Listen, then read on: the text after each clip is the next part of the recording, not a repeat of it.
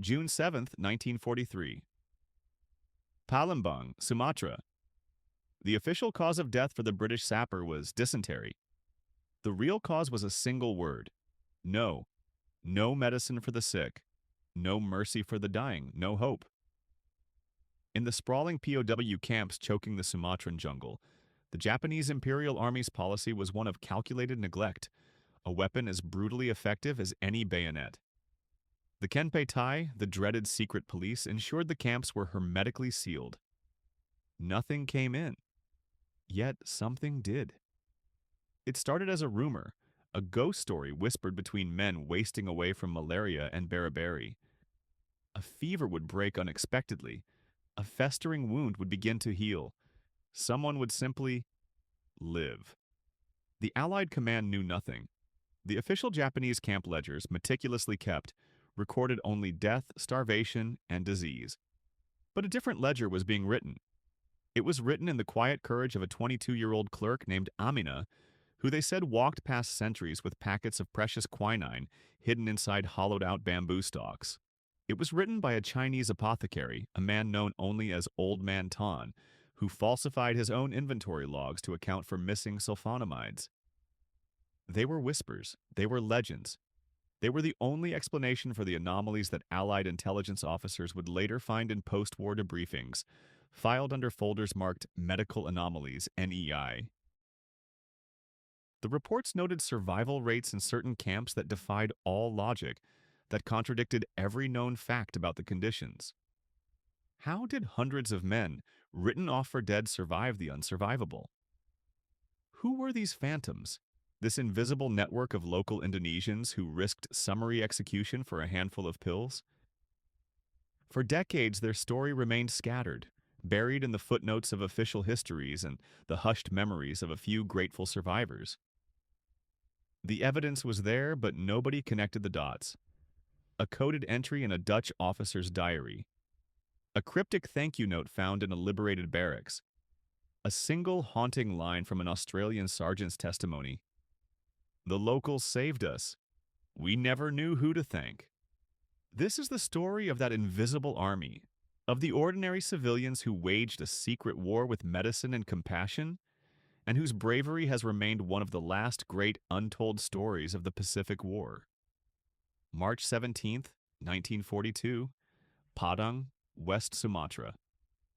The war arrived not with a bang, but with the squeak of a bicycle chain. The Dutch were waiting. They had been waiting for weeks. Waiting for the bombers over Teluk Bayur Harbor, for the naval artillery to churn the placid waters of the Indian Ocean, for the roar of marine engines and the crack of rifles echoing from the hills. They expected noise, fire, chaos, the classic overture of invasion. They got silence. A profound, unnerving silence broken only by the chirping of crickets and the distant call to prayer. Nothing. Then they saw them.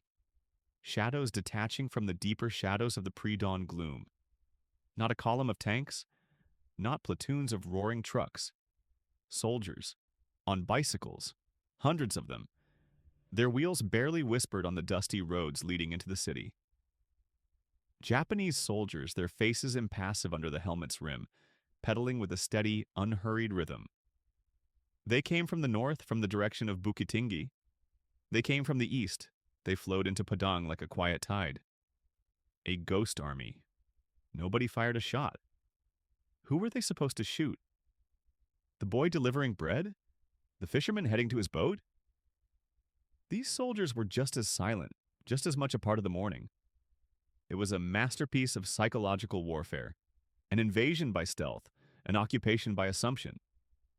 Within hours, they were everywhere, at the post office, at the radio station, at the Emma Haven port, its name a Dutch memory already fading.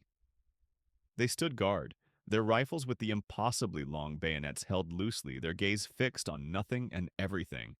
They did not shout, they did not loot. They simply arrived. Lieutenant Colonel J.L.C. van der Ebb, commander of the Dutch garrison, received the report in his headquarters. He didn't believe it. He sent out patrols. The patrols did not return. He picked up the telephone. The line was dead. The silence that had blanketed the city now filled his office.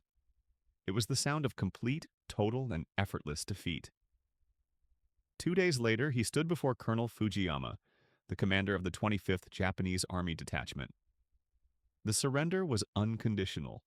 Vander Ebb had men. He had guns. He had fortifications. But he had no war to fight. The war had happened without him. That's how it began. The Japanese did not know the city, not really. But they had maps, and they had friends, local friends. The whispers had been circulating for years, through the Sarekat Islam movement, through the nationalist study clubs, through the mouths of the Kaum Muda, the young modernists who saw the Dutch not as protectors, but as a 300-year-old disease. Asia for the Asiatics, that was the slogan, a potent medicine. The Japanese offered it freely. A man named Ishida, they called him. Maybe a major. Maybe just an agent of the Minami Kakan, the southern agency. He wasn't in uniform. He wore a white suit, slightly rumpled from the humidity. He carried a leather briefcase. Inside the briefcase were lists, names, places, loyalties, a dossier compiled with meticulous care. Years of intelligence work. From traders, from students studying in Tokyo, from quiet men who ran small shops and listened. Always listening. Ishida's men, guided by local collaborators, moved with surgical precision. They didn't seize the governor's mansion first. They didn't storm the barracks. They went for the arteries. The Inderung cement factory, its towering silo, a monument to Dutch industry. The Ombolin coal mines at Sawalunto, deep in the earth. The power stations that fed the city its electric pulse. The oil storage tanks near the port. They secured the infrastructure. They secured it all. A file from the Dutch colonial archives overlooked in the hasty retreat was titled Sabotage Contingencies. It detailed plans to destroy the facilities, to flood the mines, to set the oil ablaze. A scorched earth, a final act of defiance.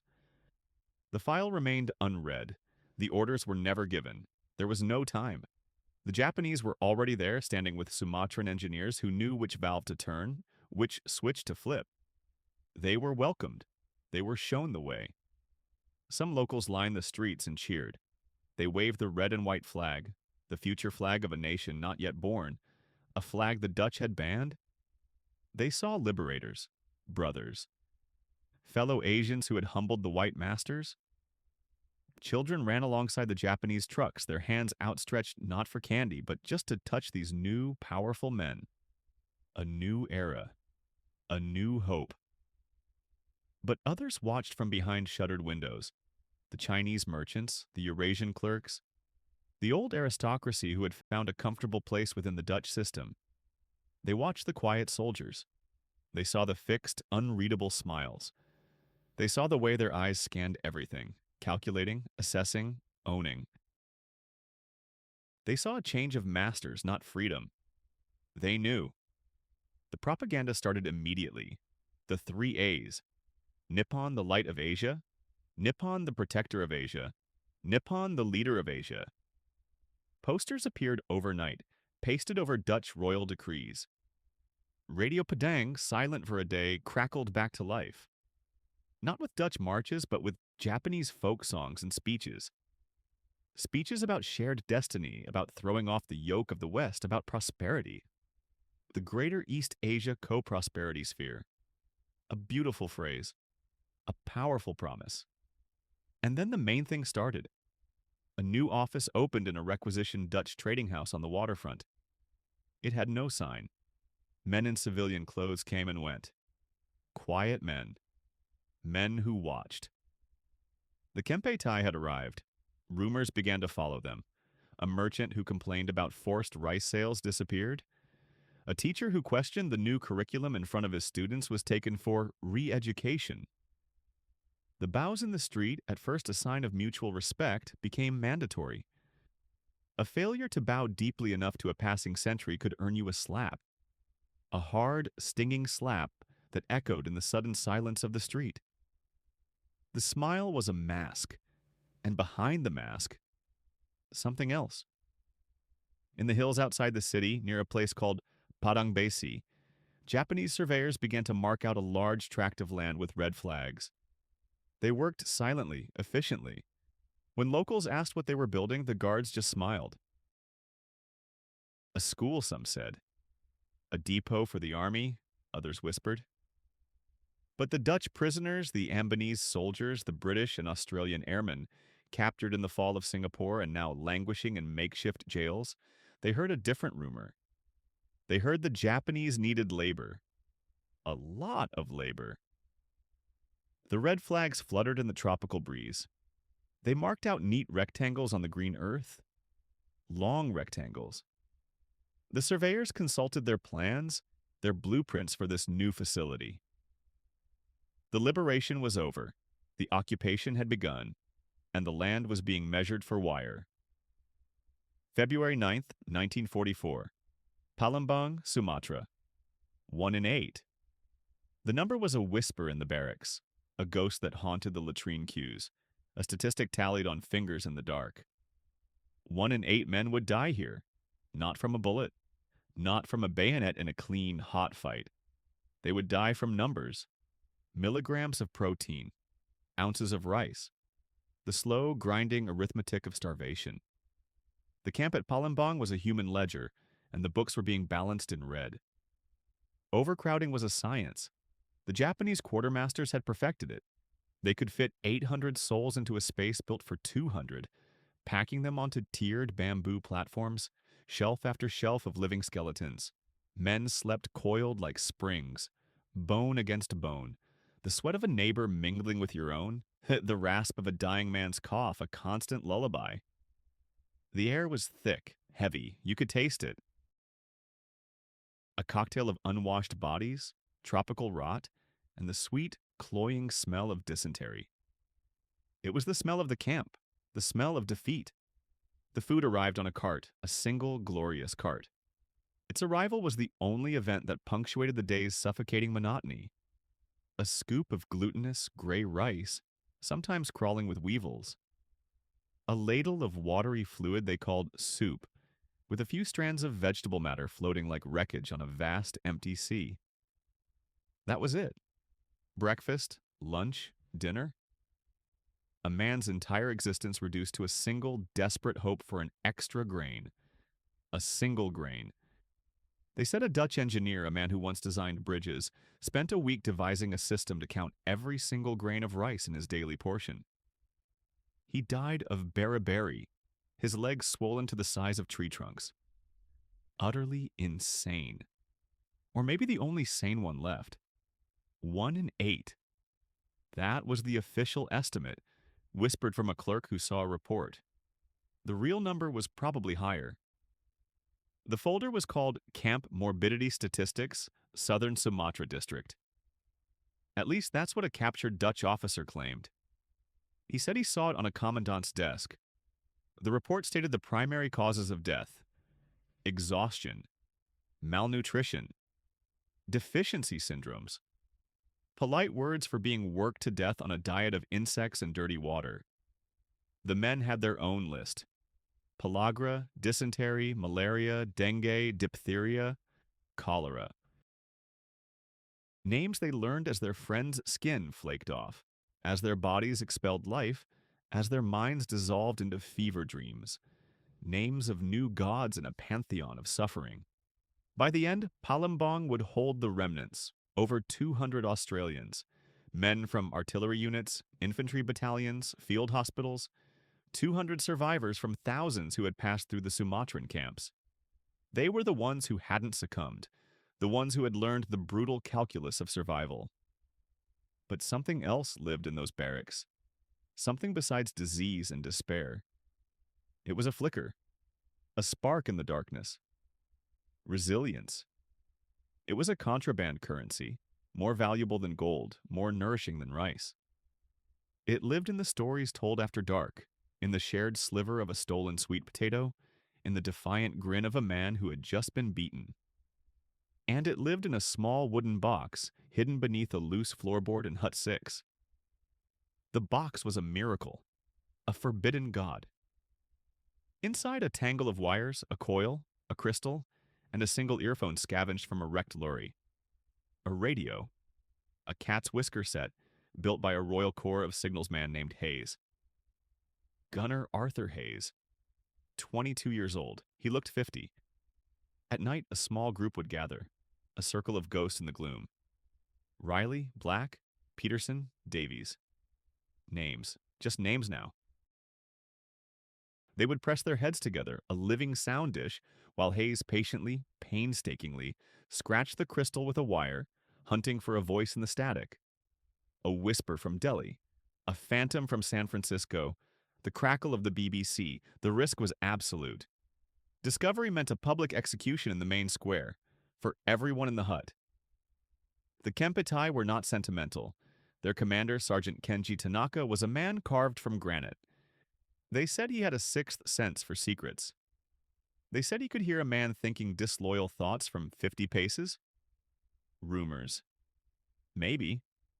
But nobody was willing to test them. So they listened. They listened through the static, through the thunderstorms, through the drone of mosquitoes. The words were pieces of a puzzle, a name, a place, Saipan, Leyte, Normandy. Words that meant nothing and everything. They were proof. Proof that the world still turned. That an ocean away, men were still fighting. That they were not forgotten. The news was a drug. A transfusion of hope administered one crackling syllable at a time. It was more potent than medicine, more vital than food. It was the reason to see the next sunrise. Others were more direct. They were called the night walkers, men who would study the patrol patterns, the blind spots in the wire, the rhythm of the guard's boredom. They would slip out, not to escape. Escape was impossible. A white face in a sea of brown, 1,000 miles from friendly lines. No. They went out for intelligence. A discarded Japanese newspaper from a village rubbish heap. A conversation overheard near the railway line. The number of trucks in a convoy rumbling north toward the oil fields.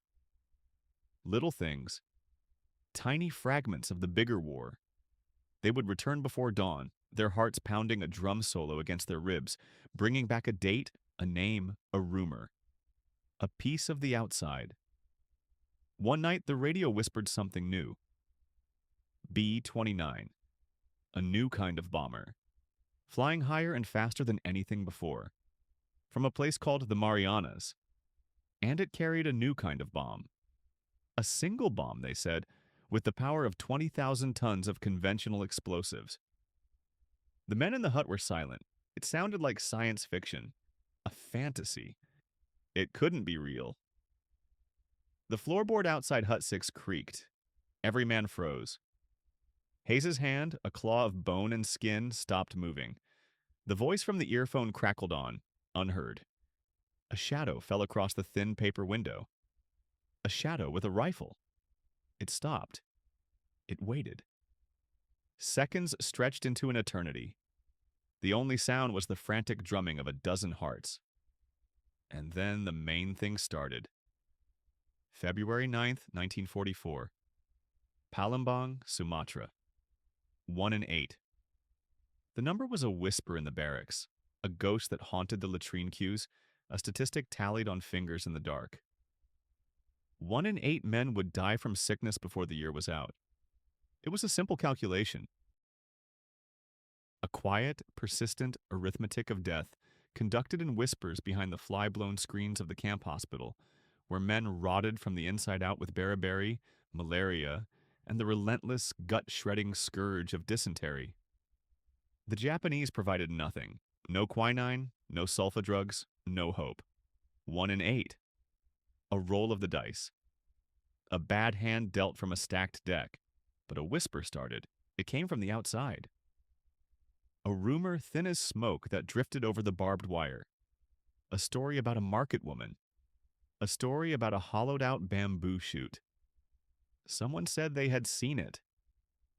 A Dutch corporal, delirious with fever, swore he saw an angel pass a package through the fence.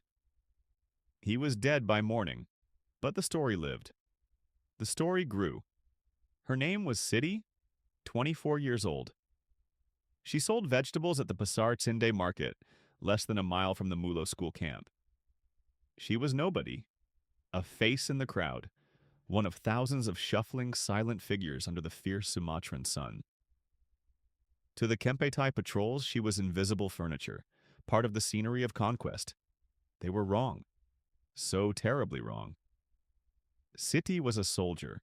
Her uniform was a worn floral kibaya. Her weapon was a bundle of long beans. Her courage was a quiet, burning flame.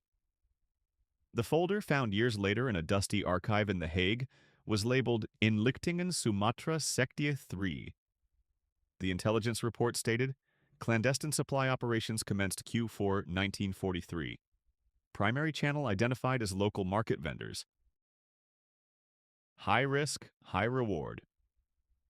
High risk was an understatement. The penalty for aiding a prisoner of war was death. Not a quick death. A slow one for all to see. A lesson. Yet they did it. Siti did it. The process was a sacrament of shadows. It began before dawn in a small back room behind an apothecary shop in the Chinese Quarter.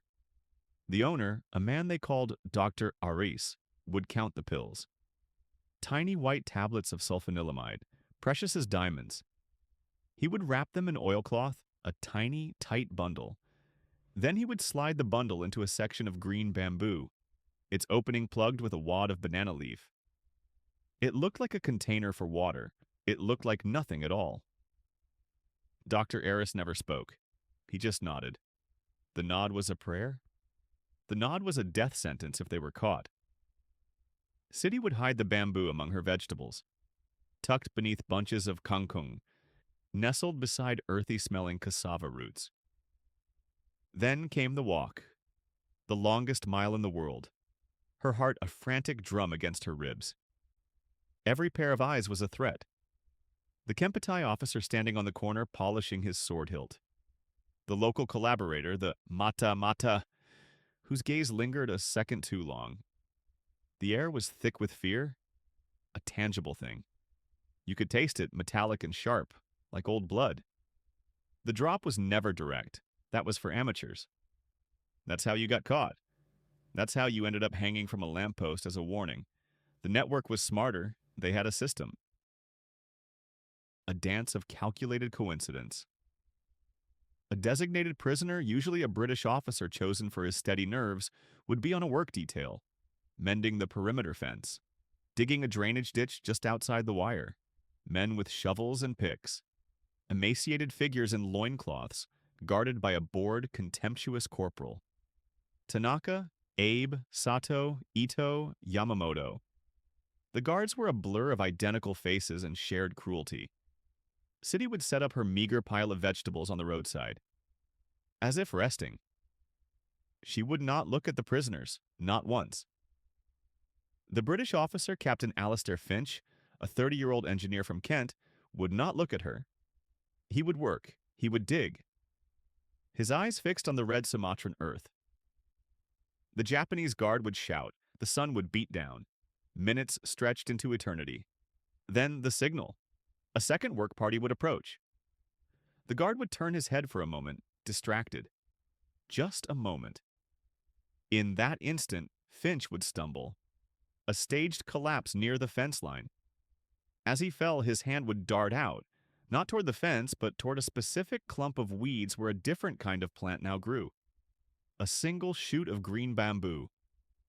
He would palm it, his fingers closing around the smooth, cool wood. And then the main thing started. He would be on his feet, the guard kicking him, screaming. The pain was real. The treasure in his hand was salvation.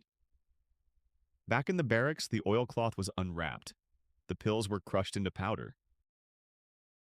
A spoonful of powder mixed with a mouthful of precious water. Poured down the throat of a dying man. A sapper from Liverpool with a leg wound turned septic. A gunner from Melbourne shaking with the rigors of malaria. An officer from the Royal Netherlands East Indies Army whose dysentery had become a death warrant. The medicine worked. It was a miracle in a world without them. Fevers broke, infections receded. Men who had been given up for dead sat up.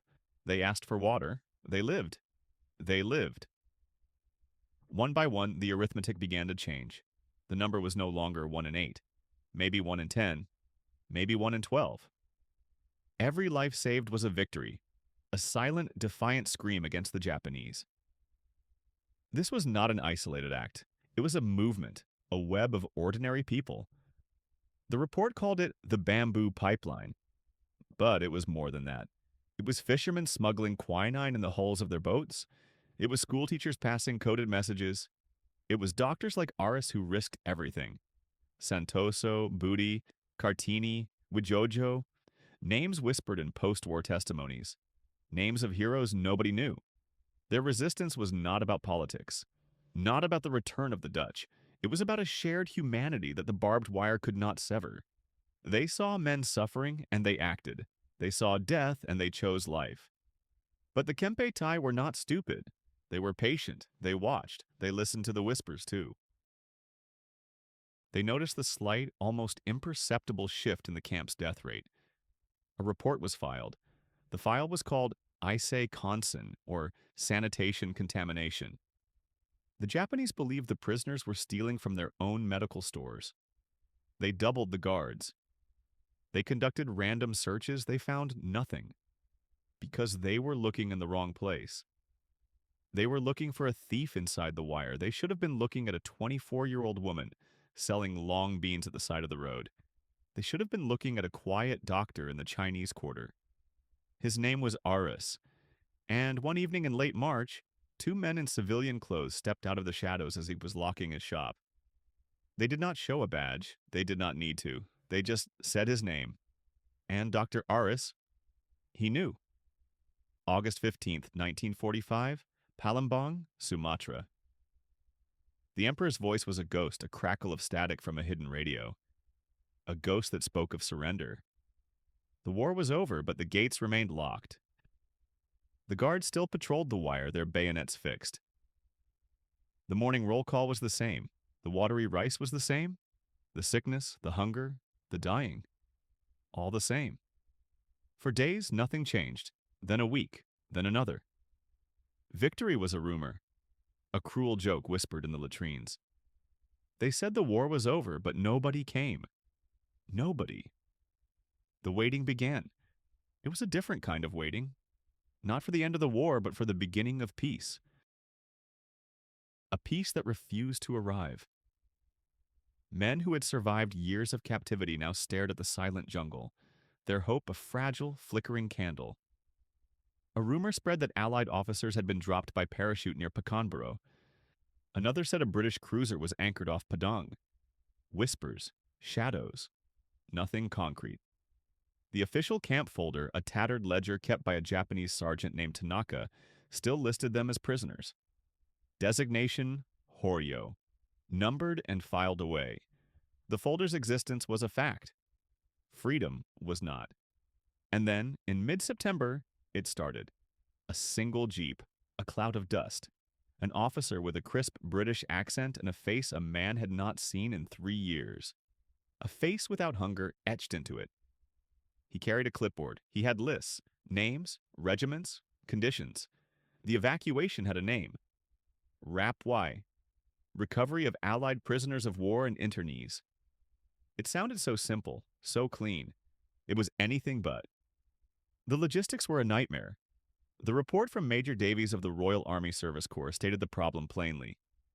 We have thousands of men, most in a state of advanced malnutrition and suffering from tropical diseases. We have no ships, few serviceable airfields, and road transport is almost non-existent. The report was dated September 20th. The war had been over for more than a month. A month! That's 34 days. 34 mornings of the same despair. The first to leave were the ghosts, the skeletal men who could no longer walk. The ones with wet beriberi, their legs swollen to the size of tree trunks. The ones with cerebral malaria, shaking uncontrollably on their bamboo slats. They were prioritized for air transport. A lone Douglas C-47 Skytrain would land on a cleared patch of earth, its engines a roar of impossible promise. Names were called: Atkins, Miller, Hughes, Thompson, O'Connell. Men were carried on makeshift stretchers, their bodies lighter than a child's. They were going to Singapore, to real hospitals, real beds, real food. For every man who boarded a plane, 100 watched. 100 men, still prisoners of the jungle, of the broken roads, of the sheer, suffocating distance. The Indonesian helpers, the ones who had smuggled scraps of coconut and pinches of salt for years, did not vanish. A man named Surya, who had worked in the camp kitchens, now helped carry a British corporal to a waiting truck. He pushed a Kretek cigarette into the soldier's hand. No words were exchanged, just a nod, a shared understanding that transcended the chaos. They were still there. The quiet heroes, helping, always helping. The evacuation dragged on. September bled into October. The camp slowly emptied, but men remained. Hundreds of them. They were the fit ones, fit to wait. They watched the Japanese guards pack their belongings. They watched them stack their rifles. But the gate stayed shut. The Dutch East Indies was a powder keg, and they were sitting on it. Rumors of Indonesian nationalist uprisings, of clashes with returning Dutch colonial forces. They were caught in the middle. Again. Free, but not free. The folder on Sergeant Tanaka's desk was gone, but the wire was still there. It was always there. Late November, the last truck. The camp was a skeleton, picked clean. Just a few dozen men left. The ones who had fixed the generators, run the makeshift workshops, buried the dead. They climbed onto the hard wooden benches of a Bedford lorry. They didn't look back at the barracks, the roll call square, the unmarked graves. They looked forward. Down a muddy track towards the port at Palembang, towards a ship called the Cilicia. The journey took 2 days, through villages where the red and white flag of the new Republic of Indonesia flew from every hut. The air was thick with a different kind of tension. Not of war, but of revolution. The Japanese were gone. The Allies were leaving. But something new and dangerous was being born. The truck rumbled past a burned-out Dutch colonial office. The driver, a Gurkha, gripped his rifle tighter.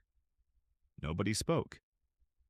The men on the truck were gaunt, their uniforms in rags, but their eyes were clear. They had survived one war. They were sailing into another. What is the true currency of war? Is it the bullet, the bomb, the grand strategy decided in distant capitals?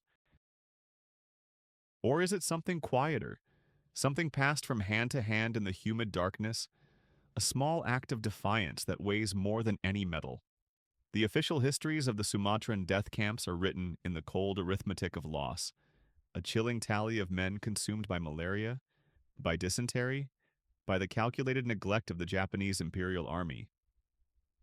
But another history exists, unwritten and unadorned, a history whispered in the barracks and carried in the hearts of the few who survived. It is a history of ghosts. The ghosts of Indonesian civilians whose names are not carved into any monument.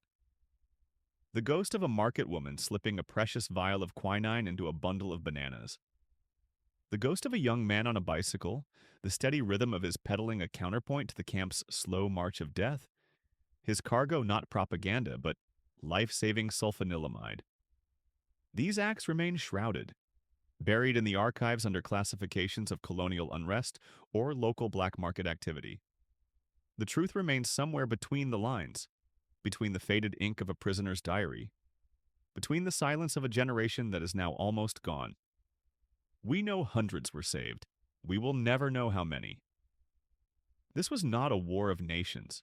It was a war of individuals, a war of choices made in the shadows. The Japanese Empire offered a policy. The jungle offered a disease. Between this organized cruelty and this natural decay, a third way appeared. It was not a strategy, it was an impulse. The impulse of one human to see the suffering of another and to act. They did not share a flag. They did not share a language. In the eyes of empires, they were on opposing sides of a colonial ledger. The captor, the captive, and the colonized. Yet in the suffocating hell of the camps, these distinctions dissolved into a more fundamental truth. There were only the dying, and there were those who refused to watch. They came as soldiers of an empire, they survived as debtors to the humanity of strangers. This is the uncomfortable complication, the story that fits no simple narrative of victory or defeat. It is a story of how enemies become recipients of grace, and how the colonized become the saviors of their colonizers. A profound reversal, a quiet revolution of the spirit. Why has this truth remained buried for so long? Was it a casualty of post-war politics, an inconvenient footnote in the grand narrative of Allied triumph? Or was it something deeper, a secret kept by the humble, by those who never thought of their actions as heroic, but simply as necessary? The documents are incomplete, the voices are fading, but the questions they leave behind are indelible. They force us to look beyond the battlefield for the real meaning of courage. We search for history in the noise of grand events. Perhaps the truest history was always in the quiet spaces in between,